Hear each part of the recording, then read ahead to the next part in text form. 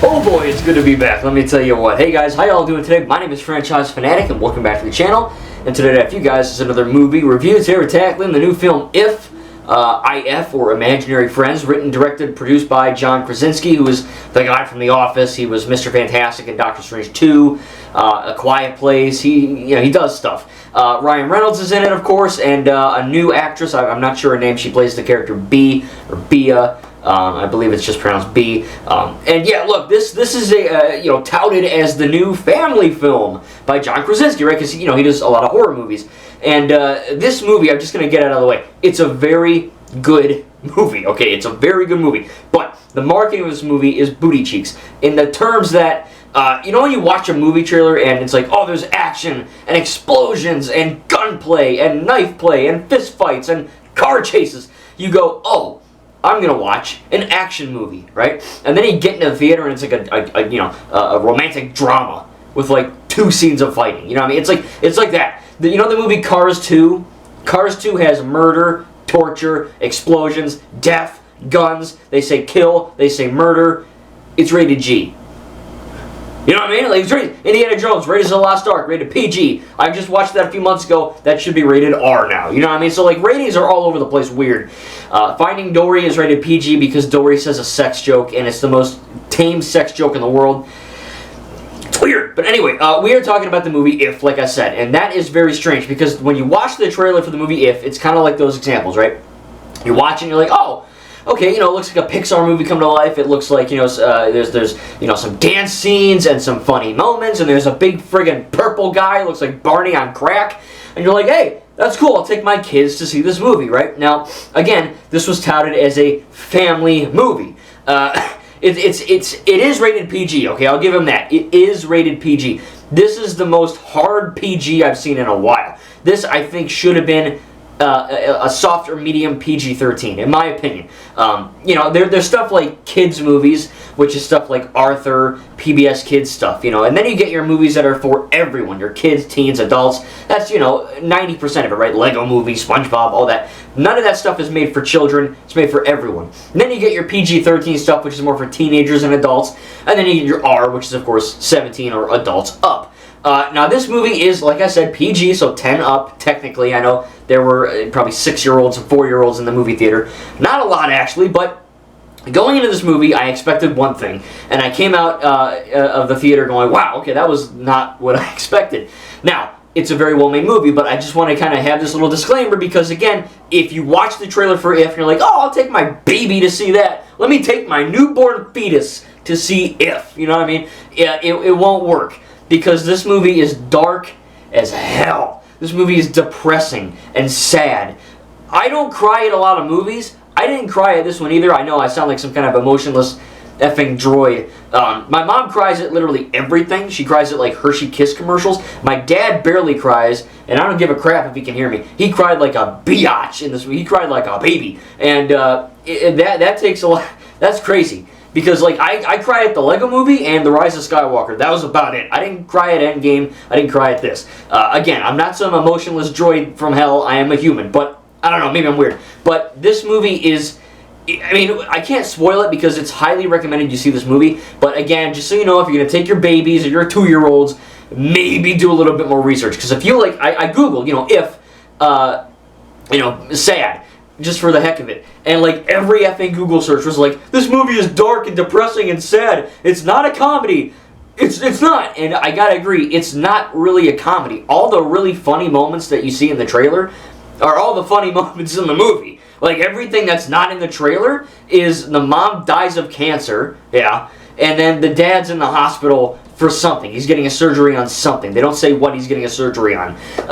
So that's how they open the movie, with a flashback of B as a little girl hanging out with her mom and dad, and then the mom dies and the dad's getting effed up in the hospital. That's literally the basis of this movie. And then from there, B goes with Ryan Reynolds' character, and I think his name's Calvin. And they just kind of go on this little adventure, and there is a dance number, and there are funny moments. It's not like devoid of comedy, but it very much is a drama with a lot of emotion, a lot of heart, a lot of really good writing that kind of, there's a really good twist, which of course I'm not going to say. If you do know the twist, don't say it in the comments either for people that haven't seen it, but there's a twist. There's good music, there's excellent writing, but again, this is not a comedy that your 2-year-old will love. In fact, the kids in my audience were pretty damn bored a lot of the time. They barely laughed at the jokes. At the same time, this is also a slow burn of a movie. A slow burn of a movie is a movie that, no shiz, is slow.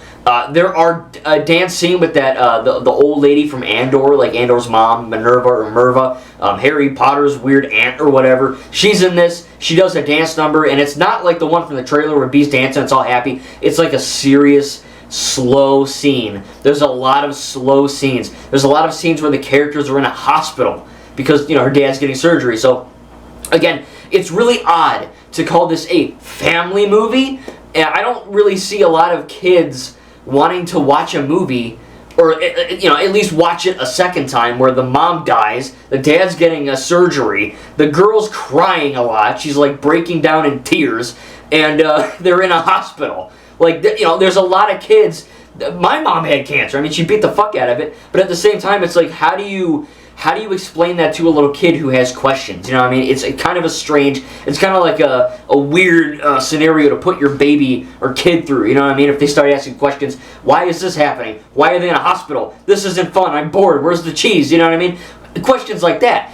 And with that out of the way, like I said, once you know what it is, it's a really good movie. Again, it has, you know, for the most part, passable CGI. Of course, you know, the big purple guy, I think it's blue or something. You know, I think the kid was colorblind. That's like a joke. So, you know, there are funny moments, and like I said, the CGI is good for the characters and the different ifs that Bee and Cal see. Again, the writing is top tier. I think John Krasinski, I mean, hell, he's a really good writer. I mean, I could see him writing other stuff. I don't know if he wrote A Quiet Place. I haven't seen those. But he is really good as a writer. I think he wrote a really tightly crafted script that has a lot of callbacks, a lot of twists, a lot of things that kind of come full circle in the end regarding character arcs and just themes in general. There is a happy ending, so don't, you know, it's not like it's all death.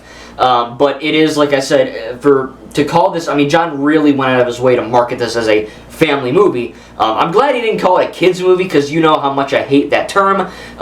And it's not some crazy adults-only movie, you know. But for a PG-rated movie, it is pretty much pushing the boundaries. In terms of themes, there's also a lot of swearing. For a PG movie, they say hell, damn, crap, pissed off a few times. They say, oh my god, a lot, which I get it. We're in 2024, we're not in 1992. You know, kids in 5th grade are saying the F word now. But at the same time, you know, when a lot of people, you know, 99% of the world believes in God, right? Catholic Christian people, I would assume.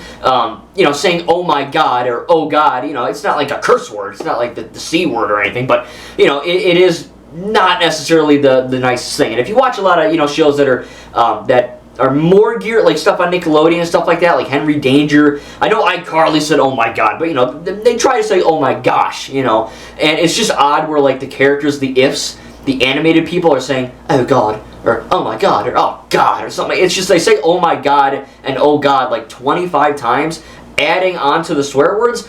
It just, again, it just feels like a really, like, is this a family movie? I don't, you know what I mean? Like, I mean, I'm a family, right? I'm 25, my mom and dad are 50-something. So it's like, you know, we saw the movie and we're a family.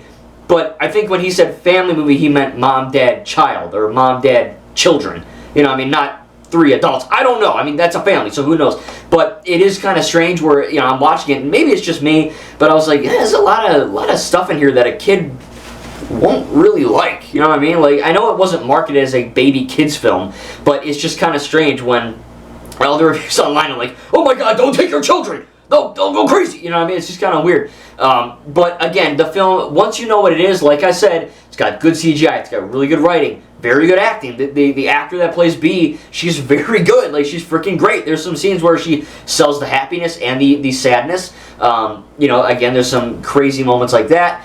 There is imagination and there is wonder, but it is presented not as like a saccharine, like all, you know, rainbows everywhere and sparkles and wow, you know, it's not like that kind of wonder. It's presented in a way that's believable, while also not being believable. You know what I mean? It was like these little teddy bear guys flying around, but at the same time, it's like, oh, I can see this happening. You know what I mean? This isn't out of my reach for, you know, the realm of believability, so to speak. So, you know, it works. Again, happy ending. I like that there are some good jokes. Again, my favorite part of this movie, though, is the twist and the writing. It's very, very good. Really good callbacks. And again, it's a very emotional movie. I almost cried. I didn't, but I almost did. My dad and mom both did. I'm assuming the other people in the theater did. The 4-year-old fetuses were they were bored out of their freaking gourd. But other than that, I had a really good time. But just to let you know, it is a very sad movie. It's emotional and it's uplifting, and there are happy moments, but the trailers and the marketing of this movie really effing lied to your face. You know, they really did market this movie as a funny comedy for the whole family to enjoy. And like the second the movie starts, my mom was like the second the first frame showed up, my mom's eyes were like with water, you know. So it's really crazy that just know what to expect. It's very well made. It's very underrated. I don't think it's doing that great with the box office. So if you do want to see If, again, be a little prepared if you're bringing a little kid, because again, there's some really heavy subject matter in there that will literally make adults cry.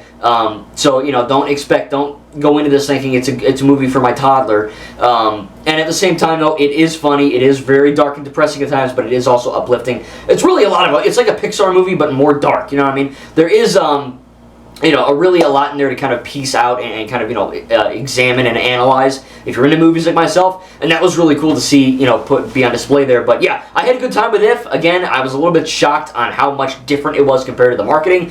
But that being said, it is a very well-made movie. I'm going to give If an A. My only negatives were there's this little Asian kid that talks, and he's very happy and upbeat for being in a hospital. It seems like John was like, oh shit, I made a really dark movie. Let's have this little kid be like extremely nice, like almost like, you know how like SpongeBob is like too nice sometimes, or you just want to punch, slap him and be like, tell Patrick to shut up. It's like that. This kid in the hospital is like extremely nice to the point where it's a little cringy at times. There were a few moms going, oh, and then there's me like, ugh, you know what I mean? Like, this is a little cringy. So stuff like that, it doesn't always hit the mark. Some jokes don't land. Again, it can be a bit too depressing, so that could be seen as a negative. The marketing basically lied to our faces. But hey, it's a very well-made movie for the most part, and I really enjoyed it. I'm going to get it on Blu-ray and unbox it. But hey, tell me down below if you saw If. What are your thoughts? And yeah, I'm going to be reviewing Furiosa, a Mad Max saga next. So look forward to that coming up soon. I'm going to also be seeing Garfield soon on Friday.